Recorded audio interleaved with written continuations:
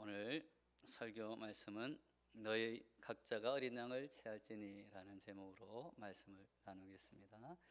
성경에 양에 대한 언급이 많이 나옵니다. 그래서 성경에는 500여 회 정도나 되는 많은 언급을 하고 있는 이 양이라는 동물은, 그래서 우리 기독교와 가장 깊은 관계를 가지는 동물이다라고 말할 수 있습니다.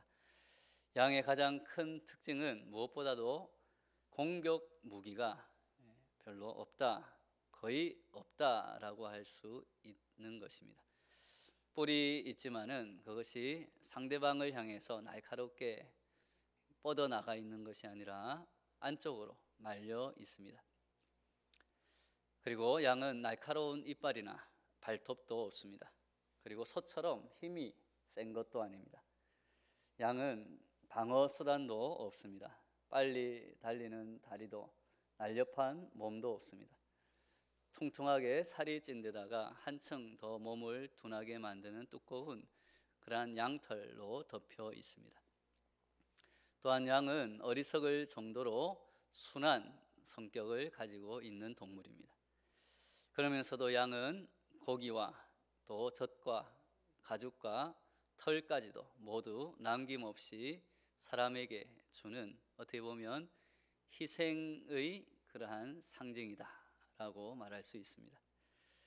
무엇보다도 양은 성경에서 성결한 제물로 바쳐지는 동물입니다. 하나님께서는 사람들이 죄를 지으면 그 죄를 대신해서 양을 제물로 바치라고 명령하셨고, 그리할 때 그 죄가 사함을 받는다고 말씀하셨습니다. 이것이 구약시대 때의 속죄 제사입니다. 훗날 예수님께서 이 땅에 오셨을 때에 세례요한이 예수님을 보며 보라, 세상 죄를 지고 가는 하나님의 어린 양이로다 라고 선포했습니다. 예수님께서 우리 죄를 사시기 위해서 양처럼 속죄의 제물로 바쳐지시는 것을 세례요한은 예언한 것입니다. 이 세례요한의 예언처럼 예수님은 양으로서의 모습을 우리에게 보여주셨습니다. 십자가 고난에서 보여주신 그 모습을 이사야 선지자는 오래전에 예언을 했습니다. 그리고 다음과 같이 설명합니다. 이사야 53장 7절 말씀 같이 읽겠습니다. 시작. 그가 곤욕을 당하여 괴로울 때에도 그의 입을 열지 아니하였으며 마치 도수장으로 끌려가는 어린 양과 털 깎는 자 앞에서 잠잠한 양같이 그의 입을 열지 아니하였도다. 아멘. 오늘 우리가 읽은 본문 말씀도 양과 깊은 관련이 있는 말씀입니다. 오늘 본문 2절에서 하나님께서 말씀하십니다. 2절 말씀 같이 읽겠습니다. 시작. 이 달을 너희에게 달의 시작 곧 해의 첫 달이 되게 하고, 이집트 땅에 무시무시한 9가지 재앙을 내리시고 난 다음 하나님께서 이스라엘 백성에게 하신 명령입니다. 이 달을 너희에게 해의 첫 달이 되게 하라고 말씀하십니다. 지금까지 이스라엘 백성들이 이집트의 그 바로 왕에게 박해를 받고 살아가던 그 모든 노예의 삶을 이제 하나님은 끝내시겠다. 너희들에게 이제 새로운 그러한 시간을 내가 주겠다. 인생을 죄와 사망의 노예로 만드는 그러한 악의 시대를 끝내고 이제는 내가 주는 구원과 생명과 자유의 새 시대가 시작될 것이다 라는 것을 오늘 하나님은 이스라엘 백성들에게 선포하고 계신 것입니다. 이 새로운 하나님의 시간은 무엇보다도 어린 양의 피로 구속함을 받는 일로 시작합니다. 하나님은 계속해서 이렇게 명령하십니다. 3절 말씀 같이 읽겠습니다. 시작. 너희는 이스라엘 온 회중에게 말하여 이르라. 이 달 열흘에 너희 각자가 어린 양을 취할지니 각 가족대로 그 식구를 위하여 어린 양을 취하되. 집안의 가장은 이러한 하나님의 명령을 따라서 앞빛 월이라는 달에 10일 어린 양을 골랐습니다. 1년 된 흠없는 수컷 양이어야 했습니다. 흠이 없어야 하는 이유는 그 그 집안의 모든 사람들의 죄를 대신해서 바쳐져야 할 제물이기 때문입니다. 흠없는 양을 해질녘에 잡아서 피를 그 한 그릇에 받고 그 피를 우슬초에 묻혀서 집 문의 사방을, 그 문에 있는 좌우 문설주와 그리고 위아래의 임방에 칠하는 것입니다. 즉 집의 문의 그 좌우 기둥과 위아래 받침대에 다 그 피를 바름으로 문 전체가 그 피로 둘러지는 것입니다. 그렇게 하는 목적이 13절에 기록되어 있습니다. 우리 13절 말씀 같이 읽겠습니다. 시작. 내가 애굽 땅을 칠 때에 그 피가 너희가 사는 집에 있어서 너희를 위하여 표적이 될지라. 내가 피를 볼 때에 너희를 넘어가리니 재앙이 너희에게 내려 멸하지 아니하리라. 이 피는 바로 하나님의 명령, 하나님의 그 말씀을 믿고 순종하였다는 표식이 됩니다.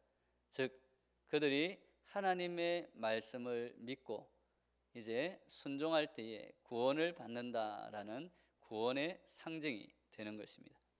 지금까지 9가지 재앙과 달리 마지막 심판을 앞두고는 이 재앙과 구원의 의미가 더 확대되었다라는 것입니다. 이제부터는 이스라엘 백성이냐 이스라엘 백성이 아니냐가 구원의 조건이 아니라 어떤 사람이든지 하나님의 말씀에 순종하는 자는 재앙을 면하고 하나님이 주시는 영원한 구원, 해방, 자유를 누리게 된다라는 것입니다. 즉 하나님을 믿고 그 명령에, 그 말씀에 순종하느냐 아니냐가 구원의 조건이 된다라는 것입니다. 이스라엘 백성이라도 하나님의 이 말씀을 듣지 않는다면 결국 심판을 당하게 됩니다. 그날 밤 하나님의 천사가 이집트 땅에 내려와서 확인한 것은 오직 이 문설주와 임방에 칠해진 어린 양의 피였습니다. 하나님의 명령대로 어린 양의 피가 칠해져 있으면 설령 그 집에 이방인 이집트 백성이 살고 있더라도 구원을 받을 것입니다. 하지만 피가 칠해져 있지 않는 집, 명령에 순종하지 않는 집은 이스라엘 백성이 살고 있더라도 그 재앙을, 그 심판을 면하지 못한다라는 것입니다. 이 어린 양의 유월절 제사는 이제 전혀 새로운 개념의 제사가 된 것입니다. 그런 의미에서 첫 번째 유월절과 더불어 하나님이 주시는 구원의 시간, 새로운 시간이 시작되는 것입니다. 이 유월절 제사의 새로운 뜻을 우리가 이해하기 위해서는 먼저 다른 신들을 위해 사람들이 드리는 제사에 대해서 한번 알아보아야 합니다. 이 세상에는 수많은 사람들이 섬기는 수많은 신들이 있습니다. 사람들은 저마다 섬기는 신들을 위해서 제사를 드리며 살아갑니다. 그 신이 누구이든 그 제사의 형식과 절차가 어떻든지 간에 그 본질, 그 속 마음은 하나라고 볼 수 있습니다. 그것은 내가 드리는 이 제사를 받으시고 저를 항상 지켜주시고 저에게 복만을 내려주십시오. 나에게 있는 애군이나 나에게 있는 불행이 닥치지 않게 하여 주시고 제가 정성으로 마련한 이 제사를 받으셔서 나를 항상 지켜주십시오. 나에게 복을 주십시오. 라는 그러한 것입니다. 한마디로 말하자면 인간이 신에게 드리는 대부분의 제사는 신에게 복을 받기 위해 바치는 뇌물이다라고 말할 수 있는 것입니다. 그러나 오늘 우리 하나님께서 우리에게 명령하신 이 유월절 제사는 그 본질이 다른 제사다라고 할 수 있습니다.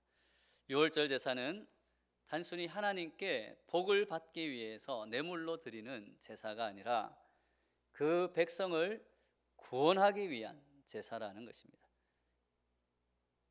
1년 된 흠없는 순양은 하나님께 바치기 위한 뇌물이 아니라 사람들의 죄를 대속해주고 그들에게 재앙을 면하고 하나님의 백성으로 삼으시는 구원의 제사다라는 것입니다.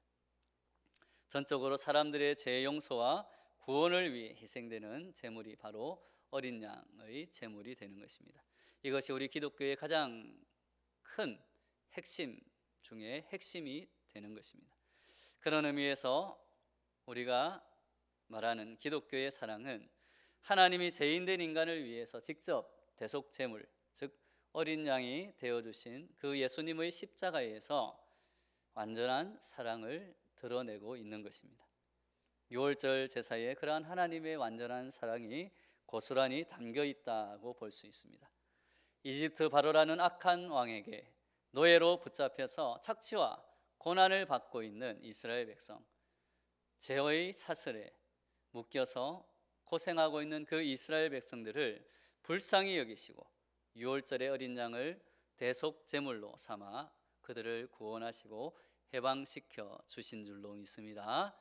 그러므로 유월절 제사는 하나님의 구원의 사랑, 그 은혜, 우리의 죄를 대속하시고 죄와 사망의 노예로 붙잡혀 있는 우리들을 해방시키시고 영원한 생명을 주시는 그 하나님의 사랑이 담겨 있다라고 볼 수 있는 것입니다.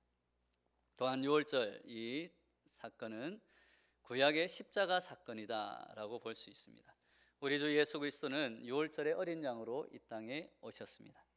유월절 밤에 피를 흘리며 죽어간 양처럼 우리 예수님께서도 우리의 죄를 용서하시고 우리를 사망의 권세로부터 해방시키시기 위해서 십자가에 피를 흘리며 죽으셨습니다. 그 피는 우리의 죄사함을 위한 피였습니다. 이스라엘 백성에게 유월절을 시작으로 이스라엘 백성은 이제 새로운 시간, 하나님이 주시는 구원과 생명의 시간을 살아가게 되었습니다. 마찬가지로 우리가 예수님의 십자가의 은혜를 믿고 그 말씀을 따라 살아가는 그 시간부터 우리는 죄와 사망의 노예에서 해방되어 영원한 생명과 구원의 은혜를 누리며 살아가는 새로운 시간을 사는 새로운 피조물이 된 줄로 믿습니다. 그래서 우리에게 너무나 유명한 말씀 고린도후서 5장 17절 말씀에 이렇게 고백합니다. 같이 읽어보겠습니다. 시작. 그런즉 누구든지 그리스도 안에 있으면 새로운 피조물이라 이전 것은 지나갔으니 보라 새 것이 되었도다. 아멘. 우리 옆 사람과 한번 축복하며 인사하겠습니다. 예수님 때문에 새로운 피조물이 되었습니다. 우리를 올가매는 모든 죄와 사망의 권세를 예수 그리스도의 십자가의 피로 물리치고 이제 하나님이 주시는 구원과 참된 자유, 참 생명을 누리는 새로운 피조물이 되시는 저와 여러분들이 되시기를 바랍니다. 마지막으로 기억해야 할 것이 있습니다. 이스라엘 백성은 그날 밤에 이 어린 양으로부터 힘을 얻었다라는 사실입니다. 어린 양의 피를 바름으로 재앙을 면했고 나아가서는 온 가정에 있는 가족들이 이 어린 양의 고기를 먹고 애국으로부터 탈출할 힘을 얻었다라는 것입니다. 예수님께서 잡히시기 전날 제자들과 함께 최후의 만찬을 가지셨습니다. 그날이 바로 이 유월절 만찬입니다. 예수님께서 떡과 잔을 들어 제자들에게 주시면서 받아 먹으라, 이것이 너희를 위해 바치는 내 몸이다. 마시라, 이것이 죄사함을 얻게 하려고 많은 사람을 위하여 흘리는 나의 피, 곧 언약의 피다라고 말씀하셨습니다.